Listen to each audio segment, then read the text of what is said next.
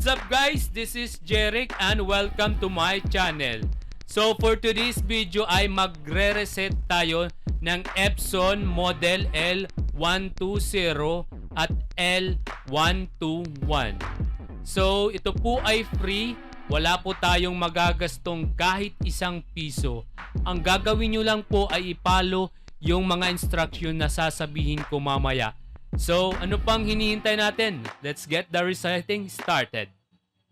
So, ito po yung mga notes at requirements na dapat natin i-follow bago po tayo magsimula ng pag-reset ng printer. So, paki-pause na lang po at pakibasa.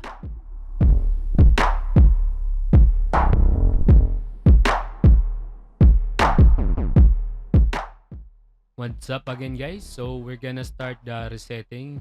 So, ibig sabihin nito na follow nyo na yung notes and requirements kanina.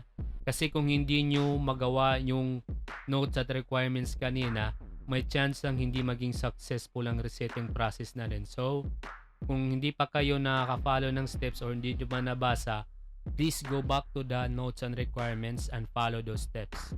Thank you. So, let's start. Patapos nyo mag-click yung link description below, i-click nyo naman yung download. Then, download the file. Then, save po natin. Then, click natin yung download dito sa taas. I-keep lang natin yung file. Or download suspicious file. May instances na hindi siya madadownload dahil binablock siya ng Chrome or kahit anong browser nyo. So, ang gagawin nyo lang ay pumunta kayo sa download history. Ito, sa baba. Full download history. Then, dito, i-download dangerous file nyo lang. Trust me, hindi to virus. Walang mangyayari sa PC or laptop nyo. Or kahit sa printer. Then balik tayo sa kung saan natin dinownload din. Show in folder para malaman kung nasaan yung file. Yung RAR file. Then right click natin. Then extract to specified. Yan. Extract to para may folder. Then i-type natin yung password na nasa below ng description ng video nito. Click OK. Yan. Then yan. Ito. Na-extract na natin yung RAR. Ito yung laman. Then click natin. Click again. Click again. Yan. So i-click natin dito yung Epson Adjustment Program. Mas mabuting i-run as administrator natin.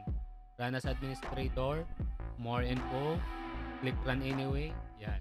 Hintay lang tayong mag-open yung application. Yan. Nandito na tayo. So, yung select lang natin pero wala nang siselect kasi parehos lang yan. Epson 120 at 121. Parehos lang yung resetter. So, click nyo lang yung OK.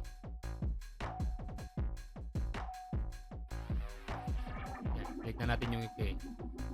Then, i-click naman natin yung particular adjustment mode.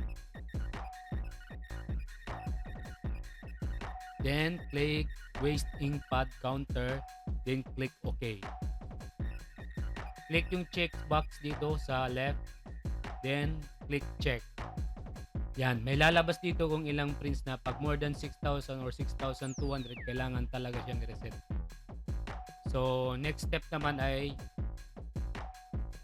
gagawin natin ay click ulit yung checkbox. Then ngayon naman, click yung initialize. Pagkatapos nyo ma-initialize ay tapos nang mag-reset yung printer at may lalabas na prompt na please turn off the printer or restart the printer. So, dadamo tayo. I-restart na lang po yung printer natin at good to go na po yan para sa printing.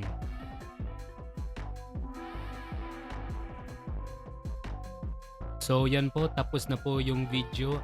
Tips ko lang po, kung ang printer nyo ay nakatatlo na pong i-reset nyo, mas mabuting bumili na po kayo ng waste ink pad para hindi umapaw yung waste na ink sa waste ink pad.